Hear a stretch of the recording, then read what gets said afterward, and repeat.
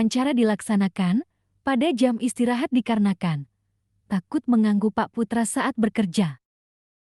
Perkenalkan, nama saya Muhammad Niko Andreas. Di sini saya akan mewawancarai supervisor di mebel saya, yaitu Mas Putra. Baik Mas Putra, saya akan mengajukan pertanyaan ya. Yang pertama, bagaimana cara Anda mengatur dan menentukan prioritas kerja tim setiap harinya di mebel ini gitu ya, sama karyawan bawahannya Mas gitu. Oke, jadi yang pertama itu kita tentukan dulu pesanannya itu kurang lebih itu ada berapa, sama tipe-tipenya itu apa aja. Jadi semisal kalau udah kita tentukan tipe-tipenya gitu, Ya. kita tuh tinggal bagi aja ke pekerja-pekerja. Semisal ada yang bagian motong, kita kasih tahu ini ada berapa jumlahnya. Terus misal ada bagian maku, itu ada berapa yang harus dikerjakan. Terus setelah itu kita juga koordinasi dengan tim bagian finishing juga. Semisal barang ini udah selesai di finishing, nanti kita akan kayak semisal kirim produk atau kayak packing dulu gitu. Oke. Terus yang kedua nih Pak, jika ada pesanan mendadak dengan tanggal yang sangat dekat gitu ya, yang sangat mepet itu ya, bagaimana Anda menanganinya tanpa menurunkan kualitas? Contoh kayak ada barang, Bapak menerima suatu pesanan meja gitu kan ya, satu atau dua gitu, tapi tanggalnya terlalu mepet Pak, itu gimana cara Bapak untuk menyelesaikannya dengan tidak menurunkan kualitas dari mejanya itu sendiri gitu? Oke, yang pertama itu ya, kalau dari kita itu bisa dilakukan kayak stok gitu. Jadi misal hari ini kita ada pesanan 200 kursi. Ya. Nah, dari 200 kursi itu kita nggak pakai 200 bahan buat kayu. Jadi kita kayak lebih dulu, misal 300 gitu. Ya. Jadi buat besoknya itu kayak masih ada sisa stok. Misal tiba-tiba ada pesanan yang mendadak, kita itu tinggal ini apa pesen yang fast track. Terus setelah itu kita juga koordinasi dengan tim-tim kita yang memiliki keahlian di bidang masing-masing. Terus setelah itu kita juga pakai yang namanya itu ini apa waktu lembur. Jadi kayak semisal pesanannya terlalu banyak, kita juga bisa lembur kayak beberapa jam gitu sampai pesanannya selesai. Oh, jadi gitu Pak ya. Jadi untuk mengatasi tidak menurunkan kualitas ini di mebel sini tuh mengadakan jam lembur atau overtime gitu Ya. Pak ya. Oke. Terima kasih Pak ya. Kenalkan, nama saya Jennifer Ida Nuspita. Di sini saya akan memberikan pertanyaan kepada Pak Putra. Oke Pak, bagaimana jika ada karyawan Anda yang kerjanya lambat atau tim dari karyawan Anda itu lambat, gimana cara mengatasinya? Kalau yang pertama dari lambat, kita harus tahu dulu dia tuh lambat itu gimana. Kayak semisal dari produksi dia itu sering kayak nggak sampai ke apa nilai yang kita inginkan per hari. Terus misal kalau dia terlalu sering gitu, harus kita kayak ajak ngobrol gitu. Selain itu juga kita juga harus pantau ya pastinya. Kalau semisal orang ini terus-terusan lambat kan, tempat kita juga, perusahaan kita juga ini apa dapat apa kritikan dari konsumen, atau semisal barangnya kok belum jadi, itu kayak sebenarnya berhubungan sama yang nomor 2 tadi. Semisal kalau pekerjaannya lambat juga kita nggak akan bisa nyampe ke angka yang kita dapatkan gitu. Jadi solusi yang paling tepat kita tuh ajak ngobrol kenapa kok dia bisa lambat.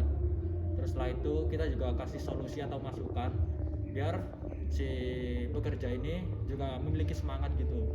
Kalau orang lambat itu biasanya kayak kekurangan dari semangat kerjanya gitu. Nggak mungkin juga kalau orang yang emang ada niatan semangat kerja emang sengaja dilambat-lambatin. Gitu aja sih kalau menurut saya. Kalau tadi kan disebutkan bahwa memberikan masukan kepada karyawan tersebut ya, gimana caranya untuk memberikan masukan kepada karyawan tersebut tanpa menyinggung karyawan tersebut? Kalau yang pertama itu kita harus tahu dulu kondisi karyawan itu gimana. Semisal kalau emang dia lambat karena terlalu banyak tekanan atau pikiran, kita juga harus paham lah. Cuman kayak kita itu nggak bisa juga kayak mengenakan pekerja ini. Soalnya yang pertama itu kita pasti akan mengalami kerugian. Terus setelah itu kita juga apa ya kayak harus ngasih ini sih apa koneksi antara pekerja satu sama pekerja lain. Jadi pekerja lain itu kayak tanya-tanya gitu, mungkin ada yang lebih dekat atau lebih baik hubungannya ketimbang dari atasan gitu. Jadi kita saling berkomunikasi lah sama pekerja-pekerja lain gitu. Oke, baik. Terima kasih, Pak. Perkenalkan, nama saya Rael Aulia Putri. Di sini saya akan melanjutkan mewawancarain lagi Bapak Putra. Nah, Pak, di sini bagaimana Bapak agar mengetahui pekerjaan itu sesuai standar dan SOP dari mebel di sini? Oke, untuk pertanyaan ini saya akan jawab. Yang pertama, dari SOP mebelnya sendiri, kita juga punya standar kualitas. Kita juga beberapa kali itu melakukan pembenahan. Kita itu mau masuk yang di kategori mana untuk mebel ini. Misal kita bagi ke 3 kategori. Yang pertama itu ada di kategori ke bawah, yang kedua menengah, yang ketiga ke atas. Nah, jadi kita itu masuk ke kategori menengah. Jadi yang pertama itu kita juga harus tahu bagaimana para pesaing kita itu memiliki standar. Jadi semisal untuk bertahan di pasar gitu ya. Jadi kita harus tahu kurang lebih kualitas yang ada di saingan kita itu kayak gimana. Terus setelah itu untuk mengecek SOP kita, yang pertama kita tuh juga punya standar dari mebelnya masing-masing, entah itu dari ukuran, terus panjang dan segala macamnya. Kita juga harus mengecek kualitasnya itu bagaimana. Semisal ada kayak kerusakan kecil dari barang atau barang defect itu kita harus cek selalu. Jadi barang itu kita nggak terlalu terbuang banyak-banyak. Nah, selain itu para pekerja saya itu harus saya kasih inilah semacam masukan atau pengarahan agar selalu kayak mengikuti standar dari SOP kita gitu sih. Oh ya, gitu ya, Pak. Berarti setiap partnya itu ada pengecekan. Iya, setiap partnya ada pengecekan. Nah, Pak, di pertanyaan sebelumnya kan misalnya ada pesanan yang lebih banyak, itu akan terjadi lembur pada karyawan Bapak. Nah, itu gimana cara Bapak agar semangat timnya itu tetap ada gitu, walaupun lembur untuk mengerjakan pesanan yang banyak tersebut? Oke, yang berarti itu gimana cara kita menanggulangi kalau para pekerja itu memiliki beban yang terlalu banyak ya? Iya, benar. Yang pertama itu kita harus sering komunikasi sama mereka. Jadi semisal kalau dari atasan itu sering komunikasi dengan bawahan, itu biasanya ada satu hubungan yang mereka itu nggak terlalu, semisal gini, oh kita ini kok sering ini ya dikasih beban yang berat, cuman atasannya itu kayak terlalu kasar gitu ke kita. Nah, kita itu sebisa mungkin nggak usah terlalu kasar sama para pekerja. Jadi kita pakai bahasa yang lebih santai lah, kita bangun komunikasi. Terus setelah itu kita juga sering-sering kasih dia itu bonus kalau dia tuh udah mencapai target. Jadi semisal pekerja ini sehari itu dapat 70. Nah, kalau melebihi dari 70 atau udah 70, kita tuh harus kasih hadiah kecil lah. Misalnya kita kayak kasih dia itu tip atau makan bareng dengan para pekerja yang lain gitu sih. Oke, terima kasih ya, Pak. Ya. Perkenalkan, nama saya Ilkam Arbidinova. Saya akan melanjutkan pertanyaan sebelumnya. Jadi gini, Pak, jika ada keputusan dari pemilik usaha yang tidak disukai tim, bagaimana Bapak menyampaikan pada tim Bapak? Oke, yang pertama itu gini, kita harus tahu dulu kenapa para pekerja itu nggak suka dari keputusan yang telah dikasih. Jadi semisal para pekerja ini ngerasa kalau dari keputusan atasan itu jam kerjanya terlalu ketat atau targetnya itu terlalu banyak. Nah, kita sebagai atasan perlu juga yang namanya mengkoordinasi dari para pekerja ke pemilik. Jadi semisal kalau kita ikut dari atasan juga, nanti malah pekerja kita itu kurang semangatnya. Jadi yang lebih baik itu kita dengarkan dulu para pekerja kita itu pengennya gimana. Jadi misal para pekerja itu pengennya standarnya yang awalnya 60 tiba-tiba diganti sama pemiliknya itu harus langsung 100. Nah, itu pasti kan terlalu berat kan ya. Itu kita harus juga dengarkan. Kayak gimana kalau kita jadiin 70 atau 80 aja. Nah, itu pasti ada jalan tengahnya lah. Nah, kalau kita itu pakai seperti itu. Ya. Kalau untuk selanjutnya saya mau minta tolong ceritakan pengalaman Bapak menghadapi masalah produksi dan cara menyelesaikannya gimana Pak? Oke, kalau misal ada kerusakan dari mesin pemotongan ya, anggap aja tiba-tiba mesin di tempat kita itu mengalami trouble. Nah, para pekerja yang ada di mesin tersebut kita itu alihkan dulu. Misalnya dia itu disuruh ke bagian ngerakit atau bagian kasih paku-paku itu atau segala macam. Jadi selagi pekerjaan mesinnya itu trouble, para pekerjanya itu nggak nganggur gitu loh.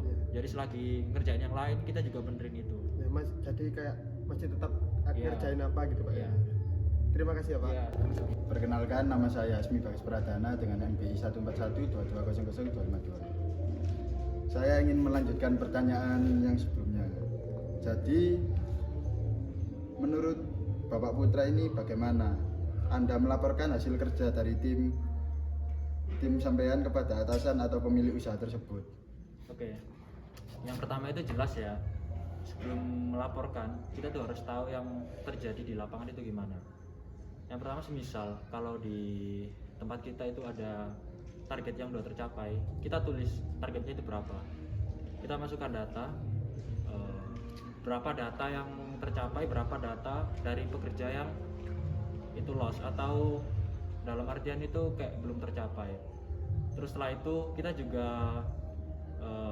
mendatakan seperti datangnya para pekerja yang tidak masuk, atau selain itu ada masalah atau tidak dalam mesin, kita harus laporkan kepada pemilik.